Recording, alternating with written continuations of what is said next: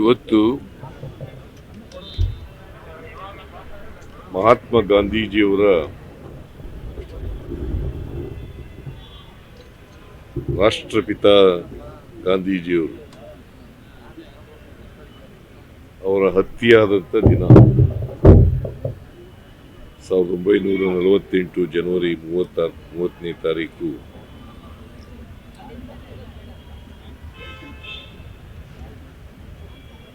ಗೋಡ್ಸೆ ಮತ್ತು ಅವರ ಸ್ನೇಹಿತರು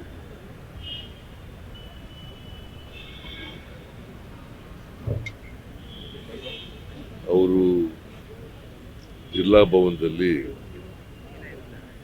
ತಂಗಿದ್ದಾಗ ಅವತ್ತು ವಲ್ಲಭಾಯ್ ಪಟೇಲ್ರ ಜೊತೆ ಮಾತಾಡ್ತಾ ಇದ್ರು. ಕೇಂದ್ರದ ಗೃಹ ಸಚಿವರಾಗಿದ್ದರು. ಅವತ್ತು ಅವ್ರ ಜೊತೆ ಮಾತಾಡ್ತಾ ಇದ್ರು. ಸ್ವಲ್ಪ ಸಮಯ ಆಯಿತು, ಯಾಕಂದ್ರೆ 5 ಗಂಟೆಗೆ ಅವರು ಭಜನೆ ಪ್ರಾರಂಭ ಮಾಡ್ತಾ ಇದ್ರು. ಇಲ್ಲಿ ಅವತ್ತು ಸ್ವಲ್ಪ ವಿಳಂಬ ಆಯಿತು. ಯಾವತ್ತೂ ಕೂಡ ಅವರು 5 ಗಂಟೆಗೆ ಕರೆಕ್ಟಾಗಿ ಭಜನೆ ಪ್ರಾರಂಭ ಮಾಡ್ತಾ ಇದ್ರು. ಅವತ್ತು ವಲ್ಲಭಾಯ್ ಪಟೇಲ್ರ ಜೊತೆ ಮಾತಾಡ್ತಾ ಇದ್ದದರಿಂದ ಸ್ವಲ್ಪ ವಿಳಂಬ ಆಯಿತು. ಆಮೇಲೆ ಭಜನೆಗೆ ಪ್ರಾರ್ಥನೆ ಮಾಡಲಿಕ್ಕೆ ಹೋಗ್ತಾ ಇದ್ರು, ಪ್ರೇಯರ್ ಮಾಡೋಕ್ಕೆ. ಆಗ ಈ ಅಂತಕ ಗೋಡ್ಸೆ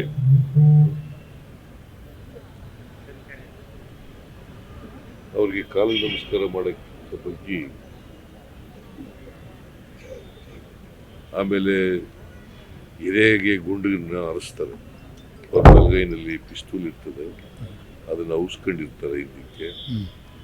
ಆಮೇಲೆ ಅವರು ಹೆಣ್ಮಕ್ಳು ಜೊತೆ ಯಾವಾಗಲೂ ಮಹಾತ್ಮ ಗಾಂಧೀಜಿಯವರು ಅನು ಮತ್ತು ಅಭ ಇವ್ರ ಹೆಗಲ ಮೇಲೆ ಯಾವಾಗಲೂ ಕೂಡ ಹಾಕೊಂಡು ಹೋಗ್ತಾ ಇದ್ರು, ನಡ್ಕೊಂಡು ಹೋಗ್ತಿದ್ರು. ಆಗ ಗುಂಡಿನಿಂದ ಕೊಂದು ಬಿಡ್ತಾರೆ. ಮಹಾತ್ಮ ಗಾಂಧೀಜಿಯವರು ಕುಸಿದು ಬಿಡ್ತಾರೆ.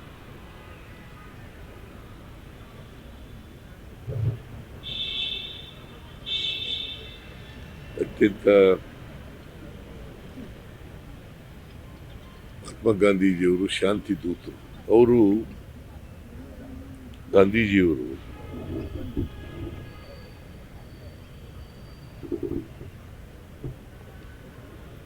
ಸಾಯುವಾಗಲೂ ಕೂಡ ಹೇ ರಾಮ್ ಅಂತೇಳಿ ಅದನ್ನು ಉಚ್ಚಾರ ಮಾಡಿ ಅವರು ಪ್ರಾಣತ್ಯಾಗ ಮಾಡಿದ್ರು. ಹೇ ರಾಮ್ ಅಂದರೆ ಶ್ರೀರಾಮಚಂದ್ರನ ಬಗ್ಗೆ ಅಪಾರವಾದಂಥ ಭಕ್ತಿಯನ್ನ, ನಂಬಿಕೆಯನ್ನ ಇಟ್ಕೊಂಡಿದ್ರು. ಅವರು ಅದಕ್ಕೋಸ್ಕರನೇ ಅವರು ಯಾವಾಗಲೂ ಕೂಡ ರಘುಪತಿ ರಾಘವ ರಾಜಾರಾವ್ ಪತಿತ ಪಾವನ ಸೀತಾರಾಮ ಅವರು ಎಲ್ಲ ಕಾರ್ಯಕ್ರಮಗಳಲ್ಲಿ ಮತ್ತೆ ನಾವು ಕೂಡ ಎಲ್ಲ ಕಾರ್ಯಕ್ರಮಗಳಲ್ಲೂ ಕೂಡ ಆಡ್ತೇವೆ. ಶ್ರೀರಾಮಚಂದ್ರ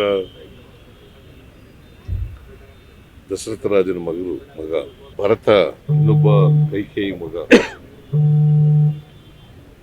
ಅವರಿಗೆ ಪಟ್ಟ ಕಟ್ಟಿ ಕಾಡಿಗೆ ಹೋಗ್ತಾರೆ.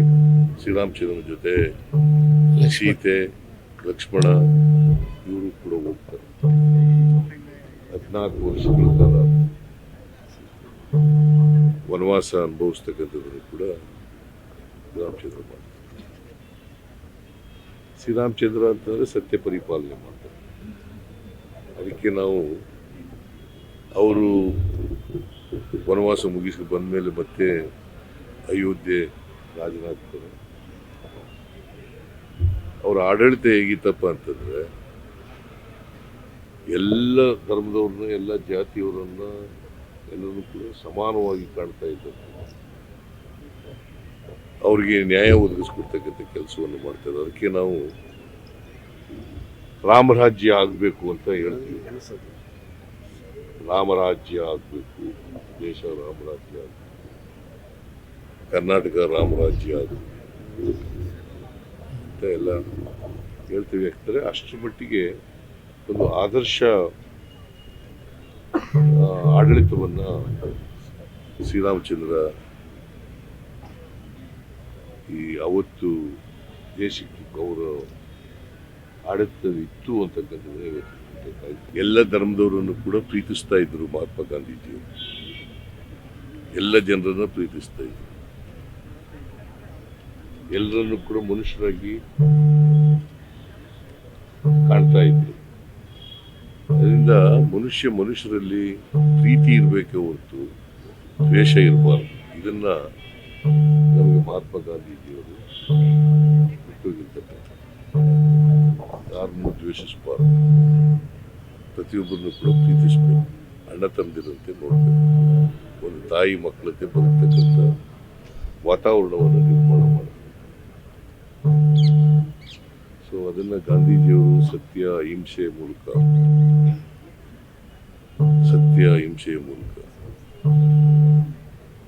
ಅವರು ಸ್ವಾತಂತ್ರ್ಯ ಹೋರಾಟ ಮಾಡಿ ದೇಶಕ್ಕೆ ಸ್ವಾತಂತ್ರ್ಯವನ್ನು ತಂದುಕೊಟ್ಟಿದ್ದ ಮಹಾನ್ ಪುರುಷ. ಅದಕ್ಕೆ ಅವ್ರನ್ನ ನಾವು ಮಹಾತ್ಮ ಅಂತ ಕರಿತೀವಿ.